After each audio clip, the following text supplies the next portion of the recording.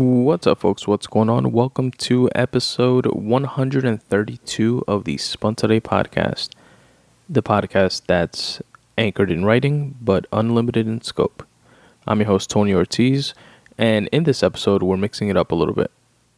I have a guest on this episode. My good friend Elaine joins us, and she's been on the podcast in the past. She was part of the group of folks that recorded the 9/11 episode, which you can go back and listen to in the archives. And she's also a fellow writer, which has filled out the Spun Today questionnaire, which, by the way, can be found at spuntoday.com/questionnaire for any of you writer or creative types. And I read and shared her responses on a previous episode of this podcast. Anyway, she really recently came back from vacation, going to two pretty cool places, being Spain and Morocco. And we were on our way to go check out a house and decided to make the best of the commute and record a podcast. Why not, right? So keep that in mind when you're listening to the episode, being that it's recorded while I'm driving. You may hear some background noise, background traffic, the AC, definitely the navigation, but overall, the audio quality is pretty good, so there's not much to tune out. I enjoy traveling myself and definitely don't do it as much as I would like to. So when I have opportunities like this to pick someone's brain, I like to do so and kind of live vicariously through them and their experiences. She also sent me a bunch of pictures that I'm going to add to the webpage that I'm going to set up for this specific episode, and you all can check that out at spuntoday.com/podcast/132. And there you'll see a bunch of dope pics from Morocco and Barcelona and Madrid that go along with some of the stories that she shared with us in this episode. And that's pretty much it, folks. I hope you guys enjoy it. But first, before we jump into the episode, a little bit of housekeeping. I'm going to share with you a way that you can help support the Spun Today podcast. If you'd like to support the podcast, one of the best ways you can do so is by rating and reviewing it on iTunes, on Stitcher, on Spotify, or wherever you listen to this podcast. You can subscribe to the YouTube channel, and of course, share it with friends, family, and on your own social media. Speaking of which, you can hit me up on Twitter at Spun Today, or check out my Instagram page at Spun Today, or my Facebook page at facebook.com/Spun Today.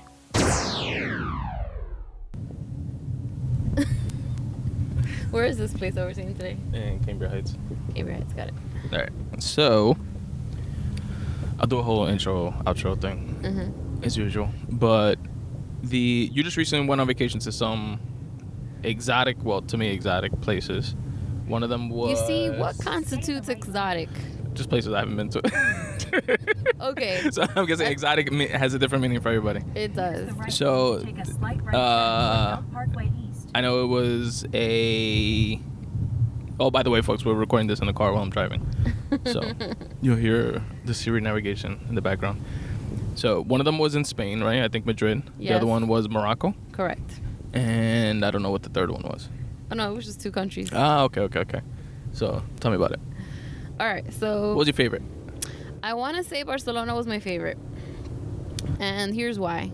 So we landed in Madrid, and Madrid is super hot. 6.8 miles. But that's not the worst of it. I just felt like there wasn't much to do, and like the ambiance wasn't popping. How hot? Like as hot as it's been lately? Like in the 90s? It's like 105 degrees over there. Hey, Diablo. It was very hot. And like there's no shade ever. Damn. So when we went... Because they don't have like high architecture, right? They do like actually. Tall buildings? They Oh, really? do. Oh, They okay, do. okay. I think that they're lacking trees is what the problem is. Gotcha. So after Madrid, we spent 3 days there. We even took a day trip to Toledo, which wasn't even on our itinerary because we were already done with Madrid in 2 days. I like Toledo is the fact that you had an itinerary. Yeah, Toledo was an hour out of Madrid. Yeah. Yeah, it's kind of like a medieval city where you find a lot of swords, a lot of like handmade artisan shit. A lot of like curved streets with like no ending. Sweet. But anyway, I bought a bag there. I feel like there's like a Toledo, like in Kansas or something. You know what I mean? There's a like Toledo in the States. I'm just not sure which state it is. Okay. Maybe California. Sounds very like a California state. Yeah.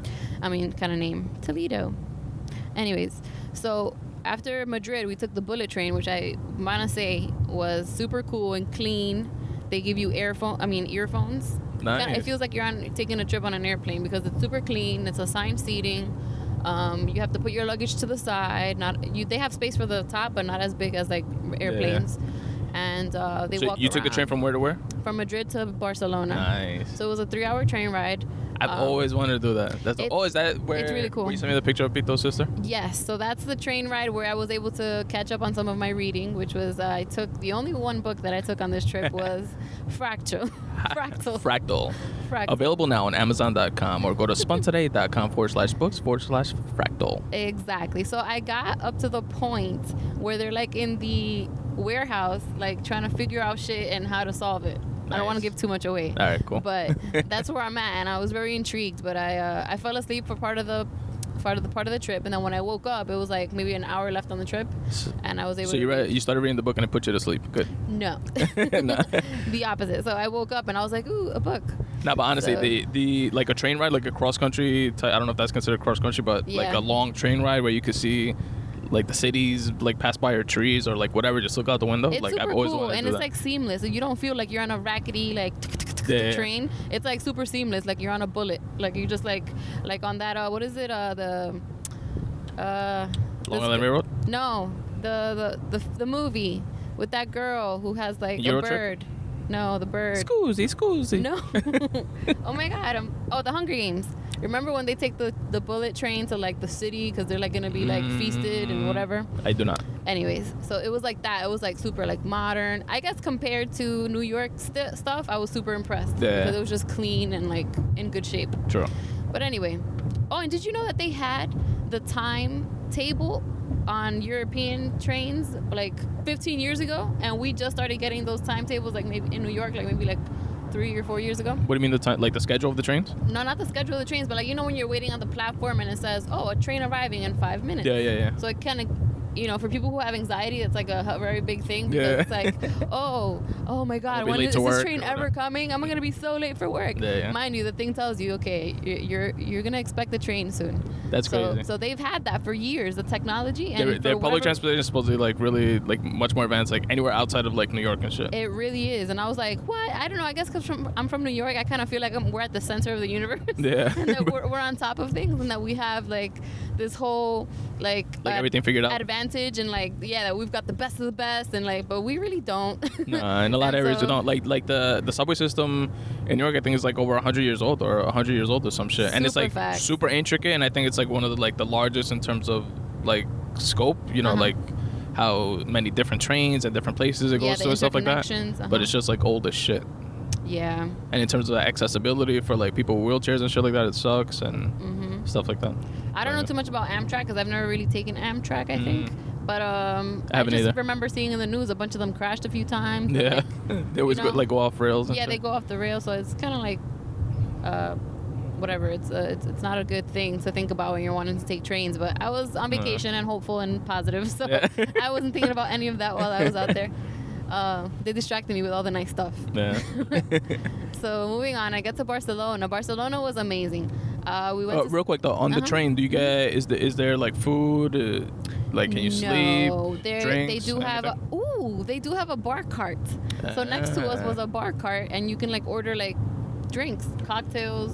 Oh, you don't have to be in that cart to order it. Like you can order it from any cart. No, you have to get up and walk to that cart. Oh, okay, gotcha. You're in your passenger cart, and then if you want a drink or something, you have to walk up and move over to the bar cart. And you just buy it there and then go back to your cart. Yeah, you buy it there. You can lounge there because they don't have any seats in that area. They just have like places where you can put your drink down at like height level. Yeah. Counter height level, but nothing like to sit down or whatever. That's pretty dope though. I always thought the bar carts. I always thought it was like you have to buy the bar cart package and then there's a bar in your cart or something.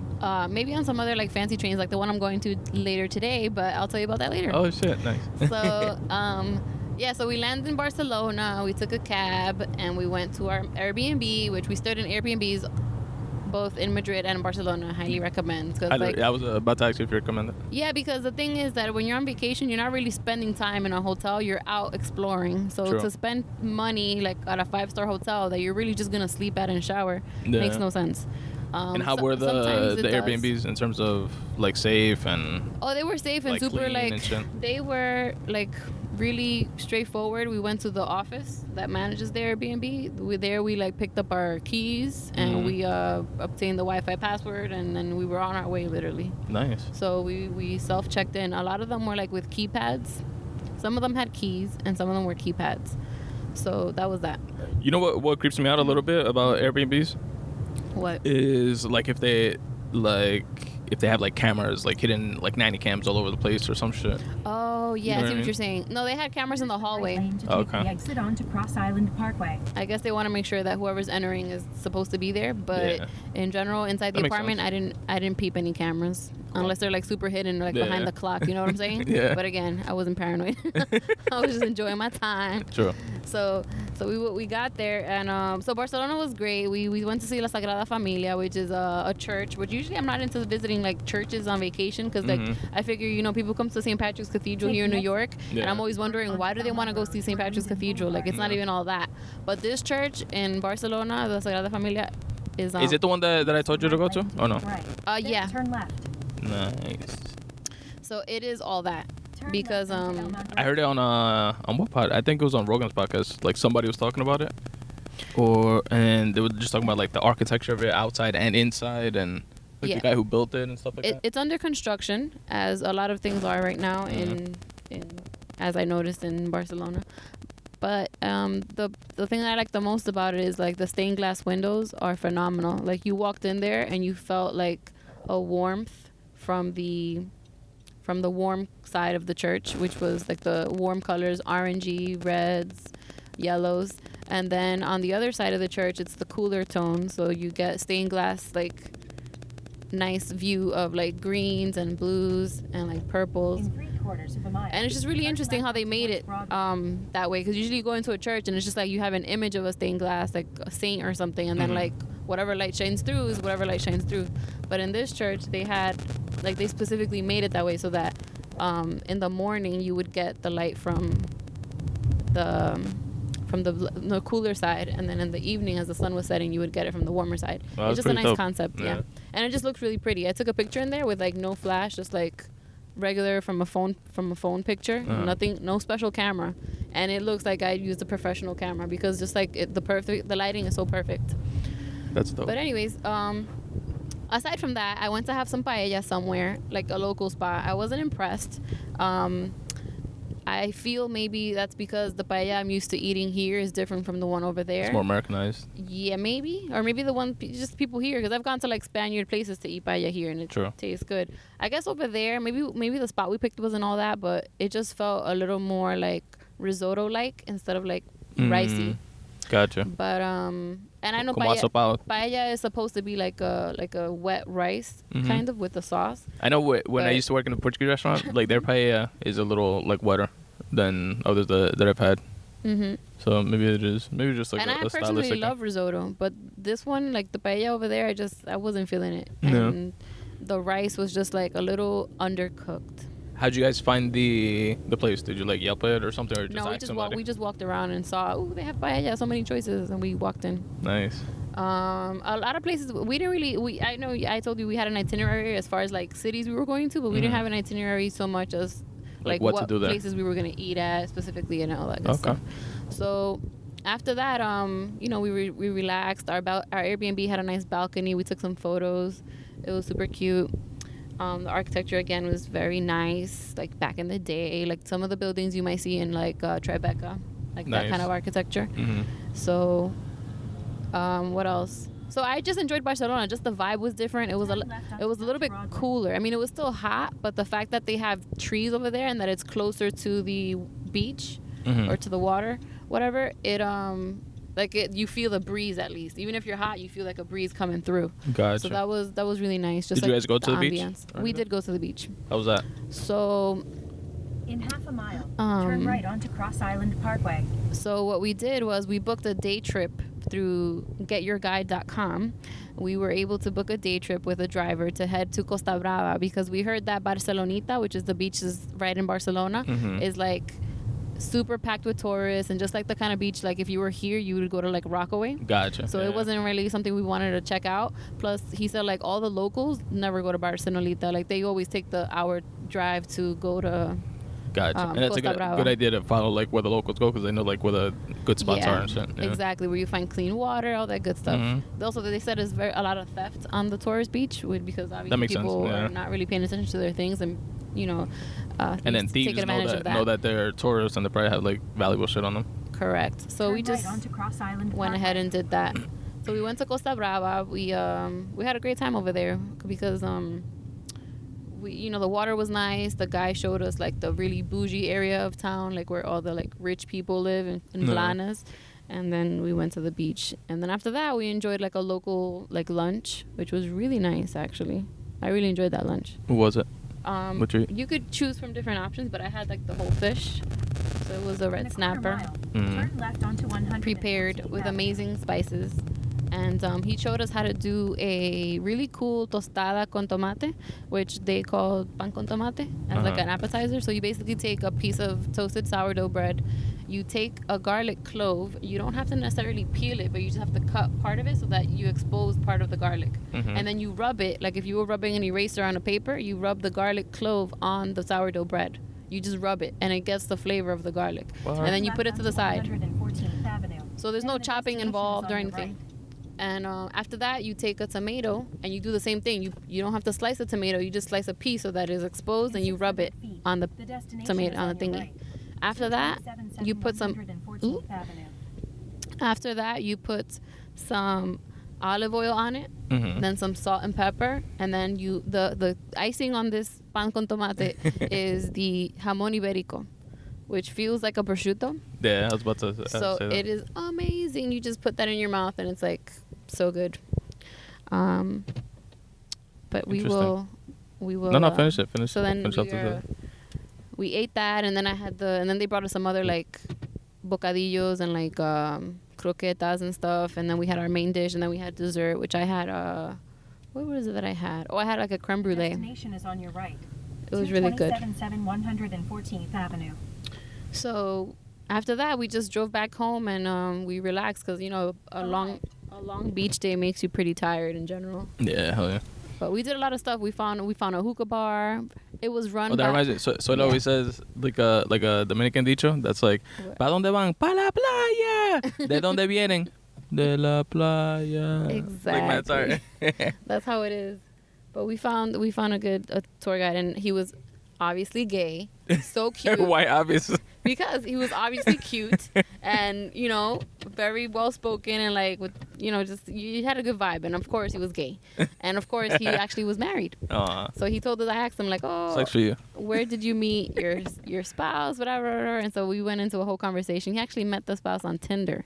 Damn. So Tinder is popping these days, which usually when it first came out, I remember it being more of like a fucking site, like a hookup place when people are actually finding love on Tinder. So who knows? Interesting. Maybe I'll join. Who knows? Well, it's just one anecdotal. Well, actually, I've known like 3 anecdotal people who literally are engaged now, and one got married. Damn. So, but whatever.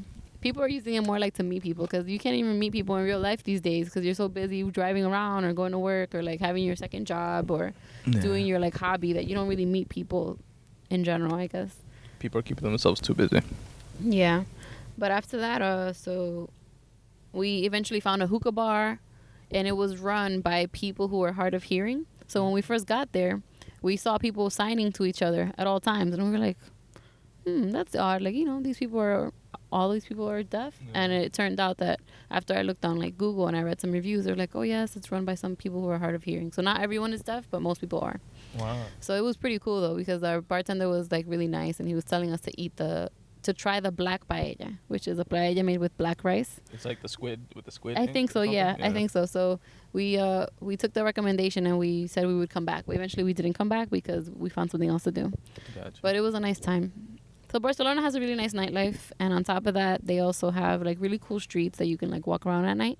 So the cab leaves you at the beginning of like the little streets, and because the cabs aren't allowed to pass through because there's too narrow the streets. So he leaves you like at the beginning of a maze, and then you like walk yourself through and find what you want to find. Then you end up at the other side of the maze. Oh, that's pretty cool. It's super and they have like cute. stores and like stuff. They have stores, they have cafes, they have everything. Like it's so cute. Like you could live there literally, And and it I'm feels sure safe? people do. Yeah, I felt safe. Yeah, I did. That's pretty dope. And those streets are now, if I'm not mistaken, because it's like back in the day before cars were made. Correct. So they only had like horses and carriages maybe that could have like fit through. But Exactly, and they kept everything really close knit. So you walk Yeah. into this little one maze, and it's like, all right, so here I am, and I have everything I need. I don't have to escape this maze. Then, nice. They have like food stores, they have like clothing stores, they have like gadget stores, souvenir stores, everything. So Barcelona was totally cool, and the shopping scene was amazing because I did pick up a few things that I ended up bringing over here, Sweet. like clothes wise. I try to find like a nice signature piece of clothing whenever I go and travel, just so I can remember the city by. What's your favorite thing? The bag? No, my favorite thing that I got over there was an olive satin shirt. Interesting. Yes, it's very classy. Now that I'm about to be 34, I'm still in my Jesus year, but in 3 weeks I'll be 34, so I feel like I need to be a little more classy with the dress code. Nice. And so I picked those up. Oh, I also picked up like a cute leopard, snakeskin like fanny pack. It's not really a fanny pack, because fanny packs makes you think of your grandma going to the flea market.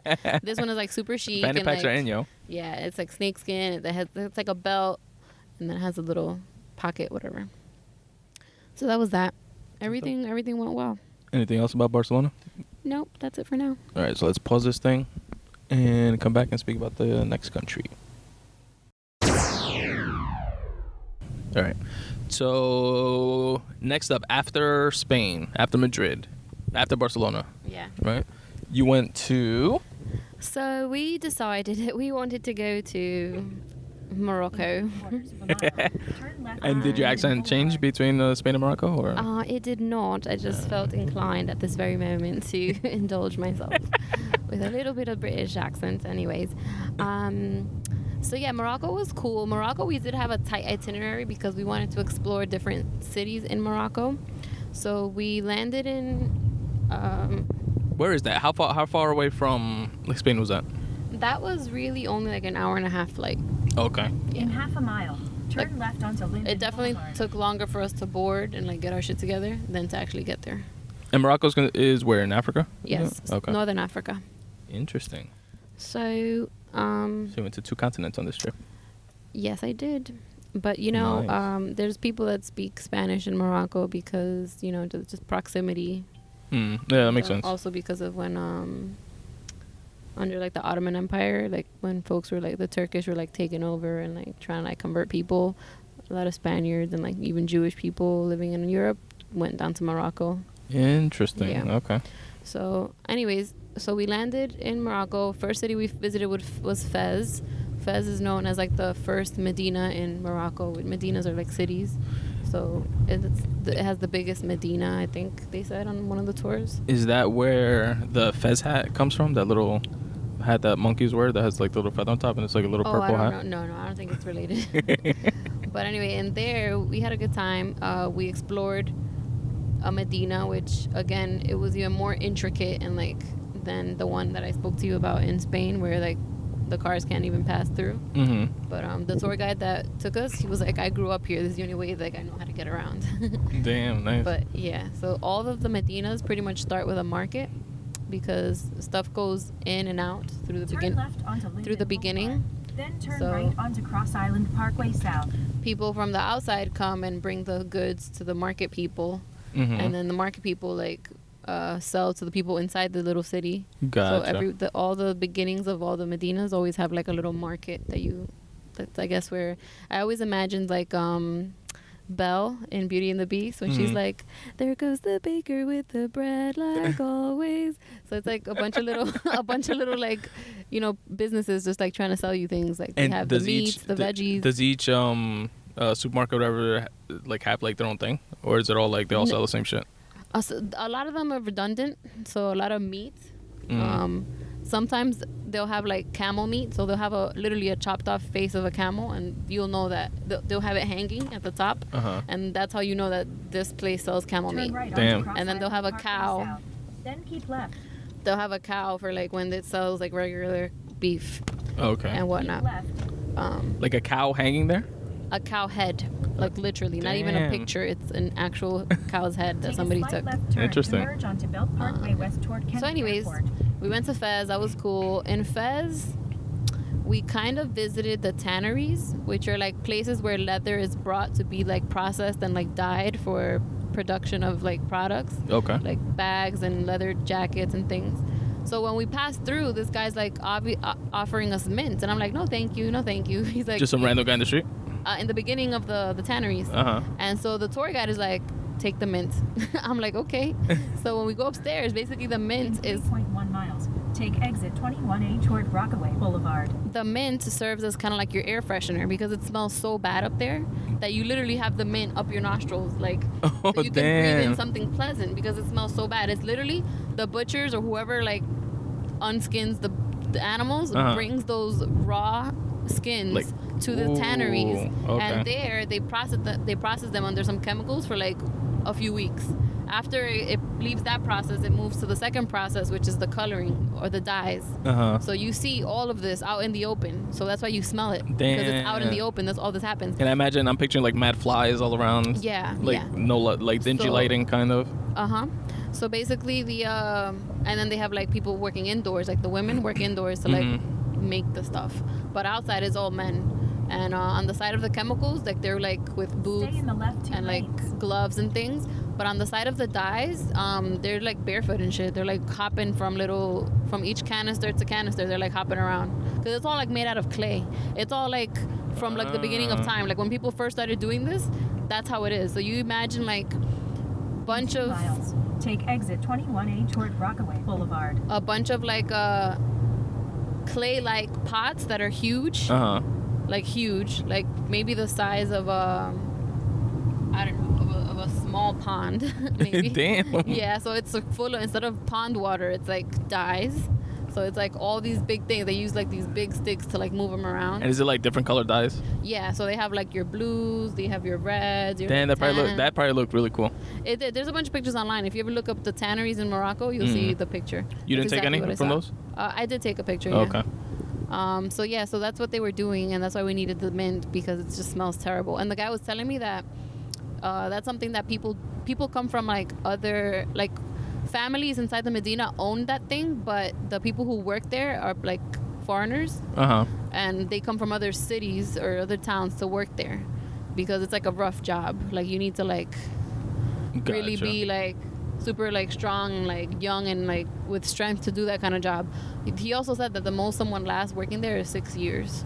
Because after that, Damn. like, it takes a toll on, like, your health and all that shit. And is it like I guess like an entry level, like immigrants, like people migrate over there yeah, to do but they that make job? pretty good money, and then they go back to their hometown and they, like, start up whatever they want to do. But Oh, they make nice. good money doing what they're doing there because it's a tough job. But it's not something that someone has forever. And it's not like one of those jobs like, oh, yeah, I've been here for 20 years. Yeah, No. yeah. It's like So- coal mining or some shit. Correct. It's like that. So nothing. So we saw that. So I was in Fez. We had a really nice.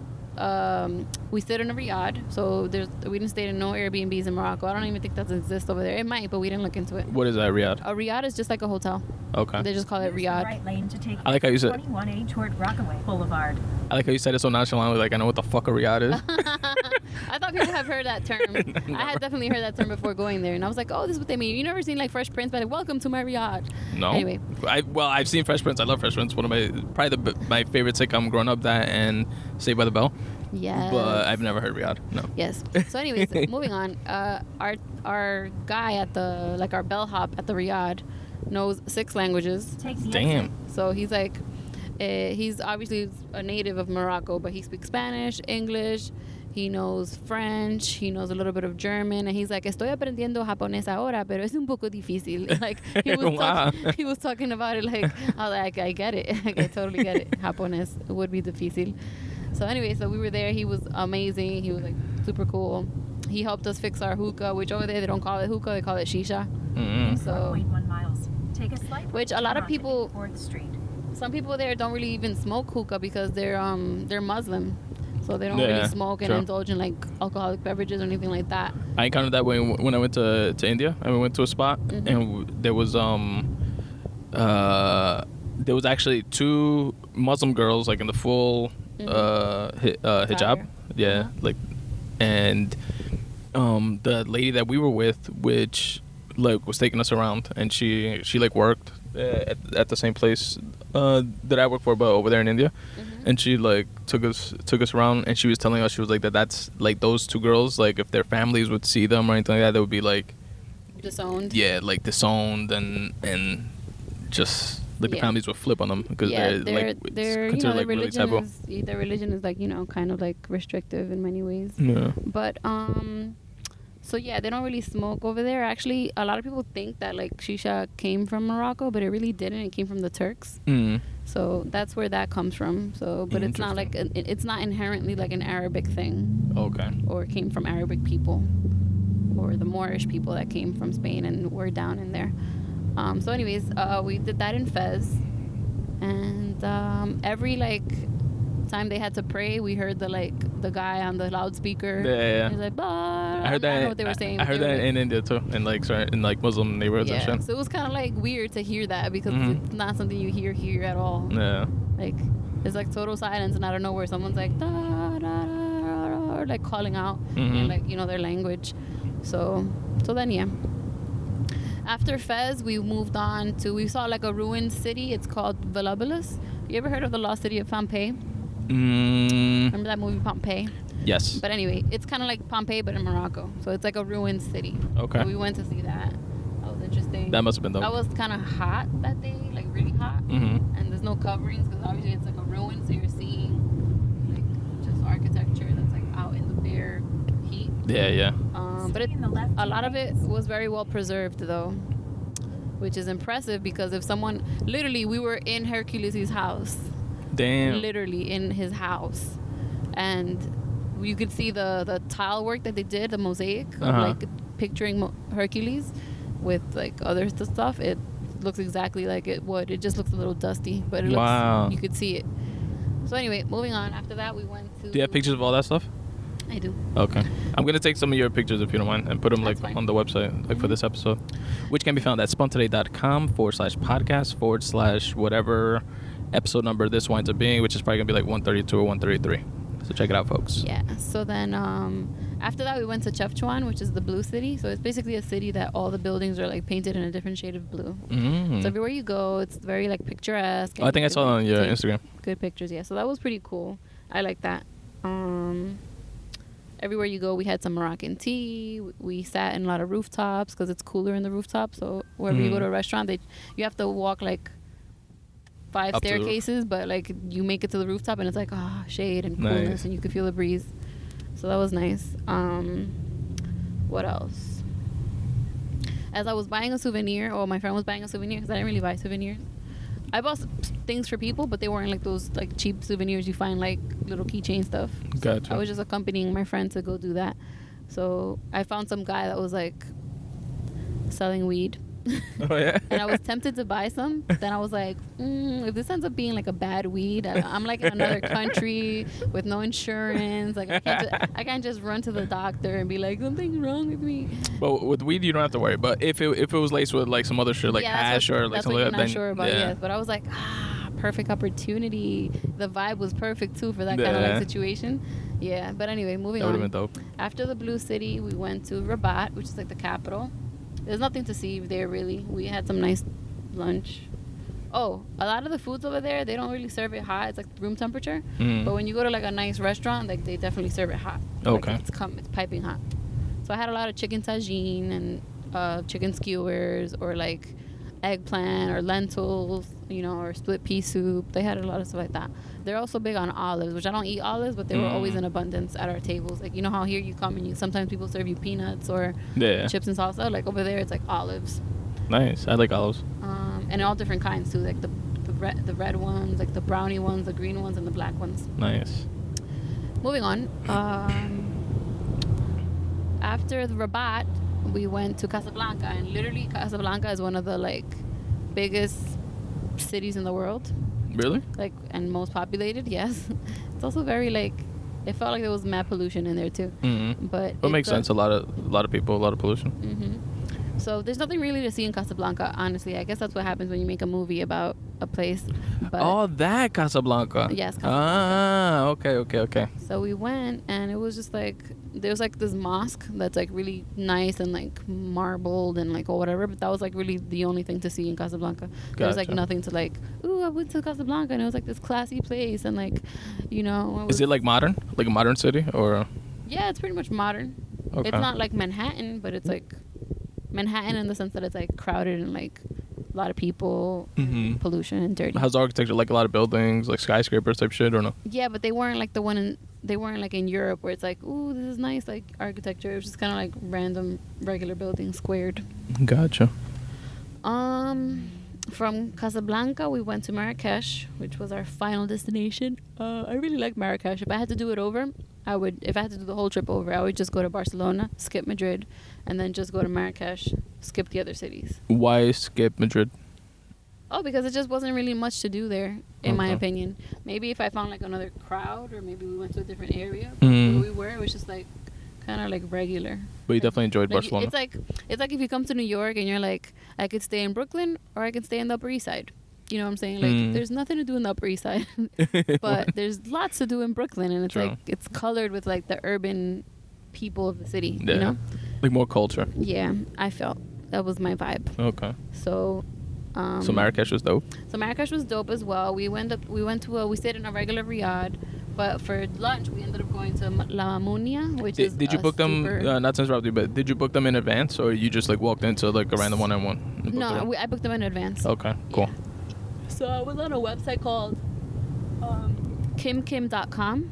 So that lets you like book a tour guide, and that's how we booked our driver, and then he helped us pick out the hotels, whatever. Okay. And we stood at like three-star hotels, like because we were moving and packing every day. Yeah. Really, we were moving from city to city.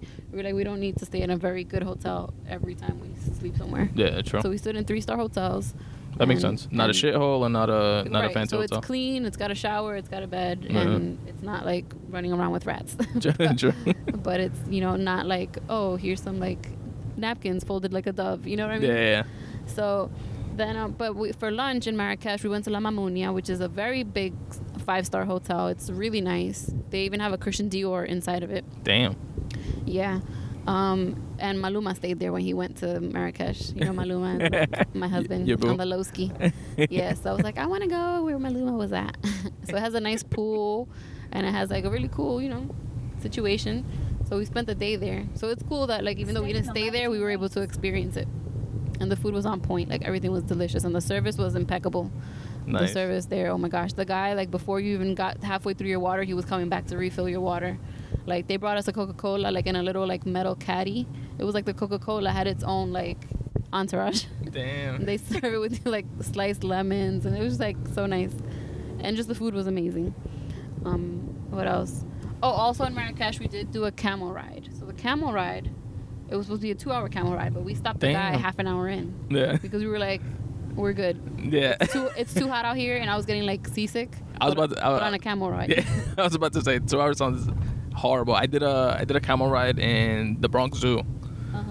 Because I regretted not doing like stuff like that. Like you could do like elephants or camels and stuff like that in India, and I didn't do any of it.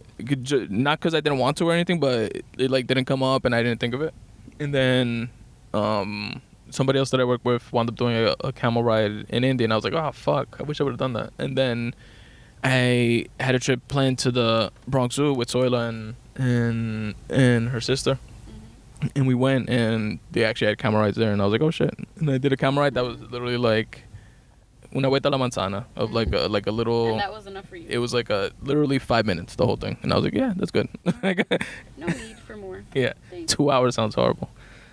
Yeah, it was kind of torturous. So then you stopped them a half hour in, but then what do you do? Like turn around? We turned around. Oh, okay, so it ended up being a 1-hour camel ride. Versus 2. That's good though. That's smart though. To like bail. Yeah, I was like, ain't nobody got time for this. Yeah, I know. I was like, you want to optimize your trip. Yo no mataba a nadie. Like, I don't gotta suffer out here. I'm on vacation. I do what I want. Like, he's here because of us. So we told him to turn around, please and thank you. Nice. So that's what we did. And it was probably worked out for him. He probably just picked up another client after, and still got paid for it. Yeah, I mean, he just was able to just relax, I guess, for the rest of the tour. Mm-hmm. And what else did we do? So, after the tour ride, the camel ride, we jumped in the pool. So the camel ride was at another location, like a remote location, and it was connected to a hotel that had like a pool and stuff. But that wasn't the hotel we were staying at. But we finished our camel ride early, so the guy was like, "Hey, if you guys want to enjoy the pool while you're here," I was like, "Yes, thank you." So we literally didn't bring bathing suits because we hadn't planned to be in a pool. We just had our clothes to be on the camel ride. So we literally like stripped and we were in our underwear only, and we jumped in the pool in our underwears. Nice. And it was like the best. Nobody took pictures really because everyone was like, "We're not wearing bathing suits." I was like, whatever. So one of us took a little video, but I don't think my cousin sent it to me, so I don't have it. But it was really cool because it was like scorching hot, and then you just dump right into a blue serene pool. It was the best. And after that, we discovered that they also have a masseuse by the pool, so we ended up getting like 30-minute massages each of us. Nice. We didn't get longer ones because then our tour guide was gonna come pick us up, because then the 2 hours would have been done. How was it price wise, the massages and shit? It was a fairly priced. It was like $1 a minute, which is standard. So our half an hour massage was like 24 euros. Okay. Yeah. Interesting. And that was the end of our trip, really. We ended in Marrakesh, and we had a good time. Didn't you have like a wedding or something? A wedding where? Out there? Yeah. No, I didn't go to a wedding. I don't know anybody out there. Ah. I could have sworn you told me that it was like when you bought the Indian thing, like not the sari, but that thing that you wore. I thought it was like to go to like a specific like wedding or event or something. No. Oh, okay. Nice. Mm-hmm. All right, so sounds good. Thank you very much. Mm-hmm. Anytime. For sharing. I'll send you those pics. All right, nice. And that's the episode, folks. Episode 132 of the Spun Today Podcast.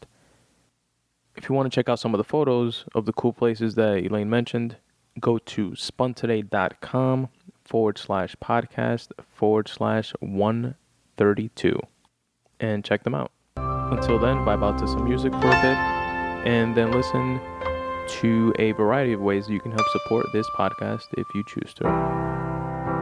Again, my name is Tony Ortiz. This is the Spun Today Podcast, and I appreciate the fuck out of each and every one of you for listening. Peace.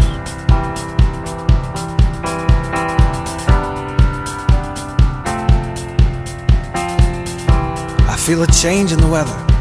I feel a change in me. The days are getting shorter and the birds begin to leave. Even me, yes, y'all, who has been so long alone. I'm headed home. Headed home.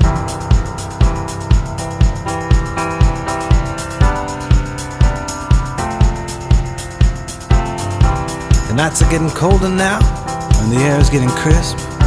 I first tasted the universe on a night like this. A box of wine, an alibi, and the hunger in her eyes. In the place where the tree of good and evil still resides. Still resides. Homecoming. Homecoming, homecoming. She said, show me what you got, babe. I'm not like other girls. Just give me your bad self in a place for us to make a stand, and I can move the world. Lift the valley from the floor, honey. Little town into the sky. They'll say that it's a miracle, and you'll know damn well they're right. Damn well they're right. Homecoming. Homecoming. Would you like to receive a short email from me once a week? You know that feeling you have on a Monday at work when you have absolutely nothing to look forward to except for lunch? Have no fear, the Midday Monday Boost letter is here. In this short weekly newsletter, you will receive 5 things. 1 is a photograph of the week from a photographer. A podcast of the week. I listen to tons of podcasts, dozens and dozens of podcasts, hundreds of episodes, and I cherry pick the best ones, and I share them with you here. You'll also receive a video of the week, which could be anything from a rap battle to a TED Talk. You receive a quote of the week, something to let marinate in your mind, and a word of the week so that you and I can both step up our vocab. So if any of that sounds of interest to you, check it out. Check out the subscribe page at spuntoday.com/subscribe. Drop in your email address and you'll receive the very next one. For any writers or creatives out there, I have a questionnaire. It's a 5-question questionnaire that anyone is free to fill out. It's located at spuntoday.com/questionnaire. And what it is 5 open-ended questions related to your craft. It's things like what inspires you to write or create whenever you don't feel the inspiration to do so. What are your favorite apps or tools or tricks to trick yourself into getting into the mind state of actually creating? What inspires you, etc., stuff like that. And what I do with your responses is share them on a future episode of the podcast. Now, you can choose to remain anonymous if you choose to. You have that option right there when you fill out the questionnaire. And if you do not choose to remain anonymous, I give you a shout out on the podcast and promote for free whatever it is that you have going on. So I appreciate you in advance for sharing that with me, as well as the rest of the listeners of the Spun Today Podcast, which would stand to gain from you filling out the questionnaire. Now, you can help support the podcast in a myriad of ways. One way, which does not cost you anything and is most popular within the podcasting community, is by shopping on Amazon using my affiliate links banner. So the way that works is you go to spuntoday.com/affiliate links, or just click on the affiliate links tab at the top center of the page. And there you will see a banner for Amazon. You literally just click on that and it takes you to Amazon's website where you do your shopping like you normally do. It does not cost you anything extra, but Amazon will give me a kickback just for driving traffic to their website. So that would be a big help. It literally costs you nothing extra financially, just costs you a couple of extra clicks of your mouse before you do your Amazon shopping. The iTunes banner that's on that same page works the same way. So if you're purchasing music or movies or whatever it is on iTunes, feel free to go through my affiliate link portal there as well. If you want to make a one-time PayPal donation, feel free to do so. There's a PayPal donation button on there as well. Within that same tab, you'll also find a link to the Spun Today Viral Style store. Now, the Viral Style store is a store where you can get Spun Today merch, whether it's a coffee mug or a t-shirt that I personally designed. And spoiler alert, I'm no Ralph Lauren or whoever designs Gucci stuff. But I did create the design of those shirts myself. I have a couple t-shirts on there. One that says, for example, Right Need Every Day, which is a play off of Snoop, Dre, and Nate Dogg's Smoke Weed Every Day. So it's Right Need Every Day with like a puff cloud of smoke behind it. I have a Podcast versus Everybody t-shirt and just stuff like that. So check it out. The link to the Viral Style store is also there. You can also help support the podcast on a reoccurring basis if you become a Patreon supporter.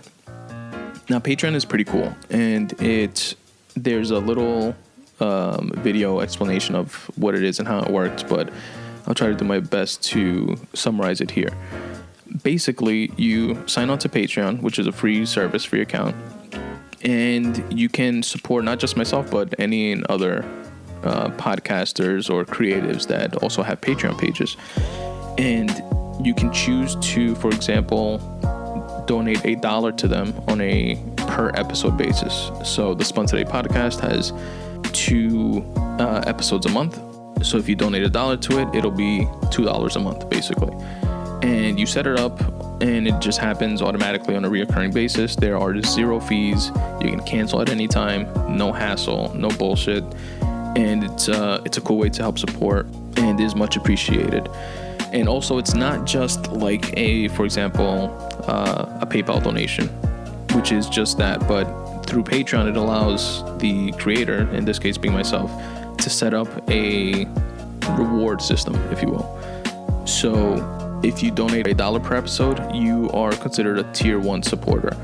If you donate $3 per episode, you are a second tier supporter, etc., etc. And it goes up to 4 tiers. And each tier gets different things. Like tier 1 gets a free Spun Today bookmark and a shout out on the podcast. Tier 3 gets gets those two things from tier 1, as well as a free writing piece that's not posted on my website or available to anyone else, etc., etc. So check that out if you will, and visit my Patreon page at Patreon, patreon.com/Spun Today. Another great, amazing way to help support the podcast is to rate and review it. This costs you absolutely nothing. Whether you listen on iTunes, on Stitcher, on TuneIn, on iHeartRadio, on Pocket Casts, on Overcast, on Player FM, on Google Play, on YouTube, on Tumblr, or if you listen on Podbay or any other of your favorite podcast apps. Please rate and review the episode. It really is the number one way to help the show gain traction, gain exposure. You could also share it with friends and family and tell them, check out what this idiot is saying. Some of it is actually pretty good. Or it all fucking sucks and you should listen and laugh. But as long as you're listening, it would be much appreciated. So rate and review the podcast wherever it is that you listen. Follow me on Twitter or on Instagram at Spun Today.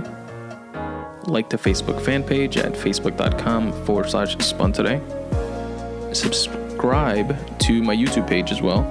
All podcast episodes are available on YouTube, as well as clipped versions. For example, with the Random Rant episodes, I speak about a bunch of different topics instead of having the full episode alone, which is also available on YouTube.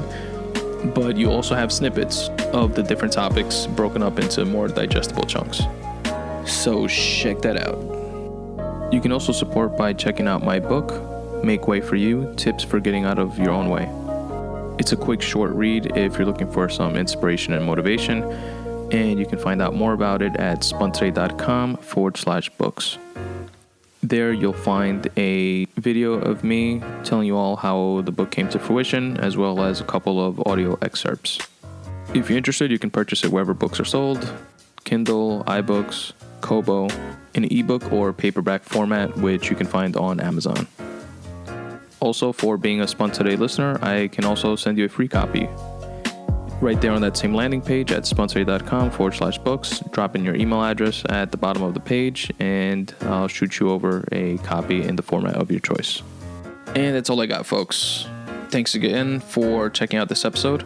And as always, substitute the mysticism with hard work and start taking steps in the general direction of your dreams. Thanks for listening.